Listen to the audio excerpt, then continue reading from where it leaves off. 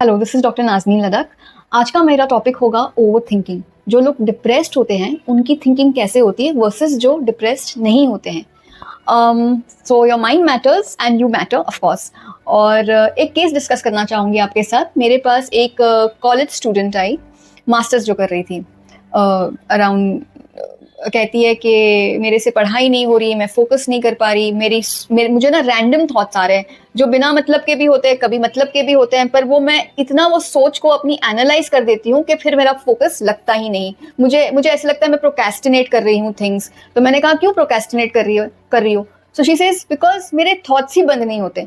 Then I said कि ठीक है, हम देखते हैं आपके थॉट पैटर्न क्या है, आपको ख्याल कैसे आते हैं। तो कहती है कि मेरी एक अच्छी फ्रेंड है, मैं कॉल करती हूँ हमेशा उठाती है। एक दिन मैंने कॉल किया, उठाई नहीं वो फ़ोन। मुझे लगा वो मेरी फ्रेंडशिप तोड़ना चाहती है, तो मुझे लगा कि मेरी फ्रेंडशिप कैसे तोड़ सकती है, मैं तो इतनी अच्छी हूँ, उसको मैंने बुरे वक्त में भी साथ दिया है। We have spent happy moments also.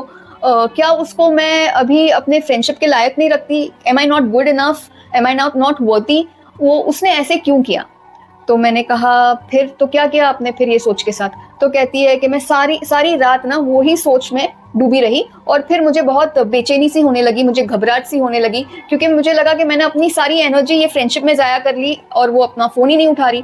तो देन आई सेड फिर क्या हो गया?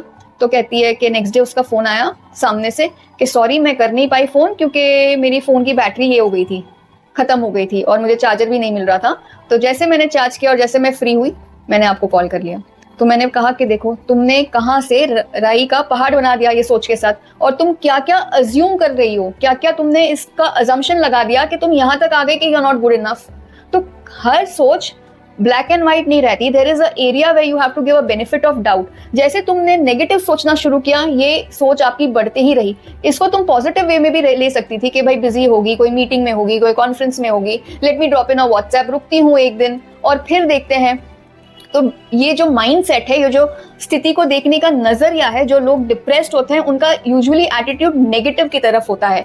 तो हम इसको काउंसलिंग के द्वारा चेंज कर सकते हैं, आपकी थिंकिंग पैटर्न्स चेंज कर सकते हैं, क्योंकि नेगेटिव थिंकिंग पैटर्न अभी ऑटोमेटिक आपके ब्रेन में आ रही है। इसको हमको मोर पॉजिटिव और मोर प्रैक्टिकल अप्रोच में करना है।